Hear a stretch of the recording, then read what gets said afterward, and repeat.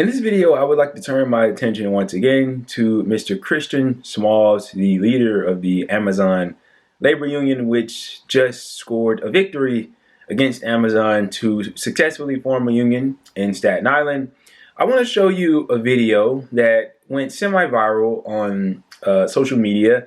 He made a big mistake, Mr. Smalls did, according to his critics on social media. He did them the disservice of going on Fox News to speak to none other than Tucker Carlson. Take a look at the video. The video is honestly amazing, and then I want to discuss it. Sandy Cortez spends a lot of time telling you that she's on the side of the worker. She's like a modern wobbly. She's the Walter Reuther of our day. And that's why last year she vowed to stand alongside striking workers at Amazon's Staten Island warehouse. And we're for that because they need the help. But at the last minute, Sandy Cortez bailed on the whole thing. And that infuriated labor organizers who just won a big vote to unionize at the Staten Island facility. Now, Amazon is stepping up its effort to crush the union. Amazon has just banned words like union on its employee chat app. Christian Smalls is a union leader at Amazon, and we're happy to have him join us now. Christian, thanks so much for coming on. Were you surprised that Sandy Cortez, Alexandria Ocasio-Cortez, who has said repeatedly that she's on the side of the worker against the corporation, wasn't standing with you at the barricades? Yeah, I mean, it wasn't just her.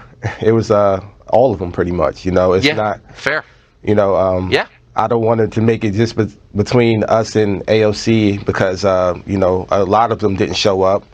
And, once again, we have no ill will against them. We know that whether they showed up or not, they didn't make or break our election. We just had to continue to organize.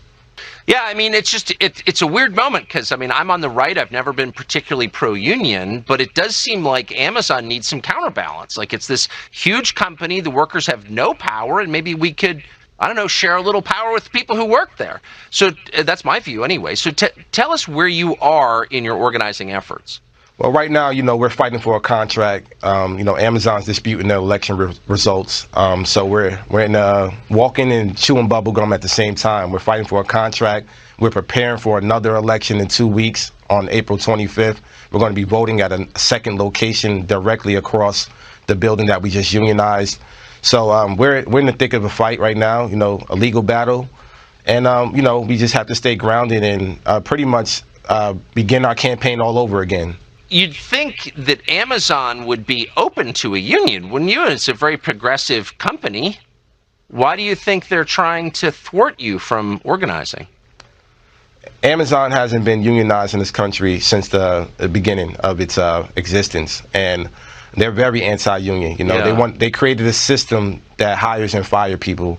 They created a system that they have full control of the working people, and having a union obviously brings representation for the workers that'll benefit the workers at the bottom, like myself, hourly associates, entry-level workers that don't get the right to negotiate. So forming a union gives us the right to collective bargain with the company, form a contract to protect ourselves. So that's exactly what we're trying to do with the Amazon Labor Union. We're hoping that we'll be a catalyst for something that'll take place nationwide. Well, I certainly am rooting for you. Maybe if they throw some more woke slogans at you, you'll forget you can't feed your family. Right. Christian, I appreciate your coming on. Thank you very much. Absolutely. Thank you for having me. So, as you saw there, he went on Tucker Carlson, and people on social media, I guess you could say liberals, some people that may also consider themselves to be quote-unquote lefties or whoever, took note of this. And of course, it was a couple of hair on fire reactions. Some people were just saying that isn't a good look. Some people, I guess coming at him in different ways, disrespecting the man and what have you. And as I said in the beginning, he made a bad decision in their eyes. He went too far. He did what shouldn't be done. And he spoke to the quote-unquote enemy. Look, I'm going to be brief with this. This doesn't take a genius to figure out, and this isn't a complicated issue. The spectacle around Fox News and people like Tucker Carlson, amongst mainly liberals, and of course there are some indeed on the quote-unquote left that are of the same ideology or thinking, they don't like people that they like or people that they consider to be allies, in this case, Mr. Christian Smalls, to go on platforms like Fox News, specifically Tucker Carlson. He's a big hate target right now of those people, because in their mind, them going on their show legitimizes them. Let that sink in for a second. They genuinely believe that people like Christian Smalls and, there are other people. Mr. Glenn Greenwald is another one. He's like a regular on Fox News. He speaks to Tucker about important issues. A great person. You should check out his work. He does great work. Mr. Glenn Greenwald. And there are a plethora of others that I don't want to go through, get too far in the weeds here. But they think it somehow legitimizes them. Imagine that for a second. Legitimizing Fox News and Tucker Carlson. It's an amusing statement. Why? Because they're already legitimate. It's Fox fucking News. It's Tucker Carlson. They get millions of viewers. I believe Fox News is quite literally the top media network or whatever in the country. They beat out CNN, they beat out MSNBC, which are both terrible. And I'm not here saying Fox News is somehow great. No, they fucking suck. They're awful. But they are indeed legitimate. Tucker Carlson is indeed legitimate. Now, when I say legitimate, like I said, I'm not co-signing the man. I'm not saying that he somehow does good work. No, he does terrible work. He's a legitimate fuck. Nevertheless, though, he is indeed legitimate. And you can't delegitimize these people because they're already established. Tucker Carlson is established. Fox News is established.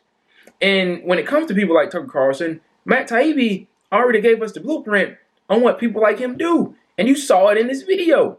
You saw it. It's tried to create controversy, be a spectacle. His first question was about fucking AOC. In the grand scheme of things, with what Mr. Christian Smalls is doing, is so much more above any kind of relevance AOC brings in. I don't even see why she matters in this entire situation, but I do understand she did have a little run through of Mr. Smalls where she did indeed pull out, and that's something that Mr. Tucker Carlson and the right wants to seize on.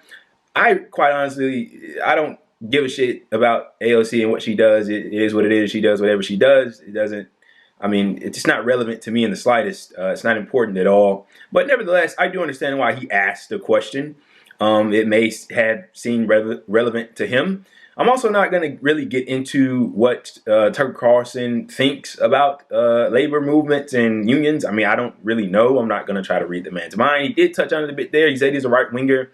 He's not really presupposed to support things like unions, but he's supposedly rooting for the Amazon workers. You take with that what you will. But the fact of the matter is they're already established. They're already legitimate. And this is why you should actually champion things like this. Mr. Christian Smalls going to speak to Tucker Carlson and speak on the network that is Fox News.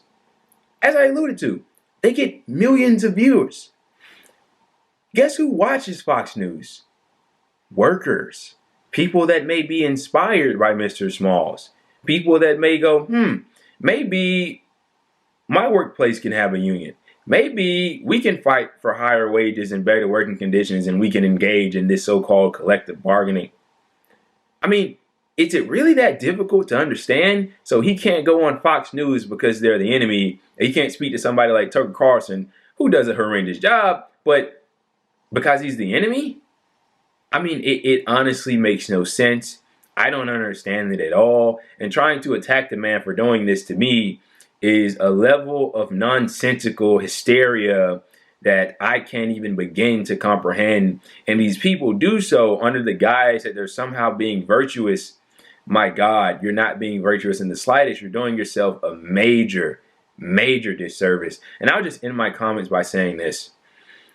Among the left, there's this sentiment. I don't know how it came to be, but they think that somehow the labor movement, the working class, is somehow composed of people that identify themselves as leftists, as progressives, as these, firebrands of socialism or whatever. I don't know. I don't want to, put words into these people's mouths. But the fact of the matter is, the labor movement in general has always been extremely colorful. I mean, throughout history, it's always been this way. I mean, if you look now, of course, if you go back to like the 1930s, with the New Deal, the people that led that movement were, without a doubt, the Communist Party, which was very strong at that time, two socialist parties, which were very strong at the time, but there were also labor leaders and unions that were, and it was this movement that was comprised of an entire assortment of people that didn't identify as leftists. And throughout the test of time, even up till now and even before then, it's been that case where people that harbor different views that go against each other can team up to fight for a better cause. These days, let's say you have one guy who, a typical leftist or whatever, and of course he wants to fight for better working conditions. And you have another guy who may identify as a right winger, but he supports unions. And he might have some questionable views on, let's say, gay rights or transgender rights or whatever. The people of today will tell that guy to go fuck off, and he can't join the movement because he disagrees with them on certain issues. But in the grand scheme of things, he's an ally and he supports the most important issue, which is a fundamental change in society. But they'll say, no, we can't do you because you're different here. In conclusion, I think the most important thing here is for people to understand that if we want a system change, if we want to go beyond capitalism, which is the current economic system in which we operate within, we're going to have to ally with those that disagree with us on other issues that we may think are very important and we don't want to cast away to the side. I mean, you have to make these sacrifices in order to achieve a quote unquote greater good. And the quicker people realize that, the much better off they will be.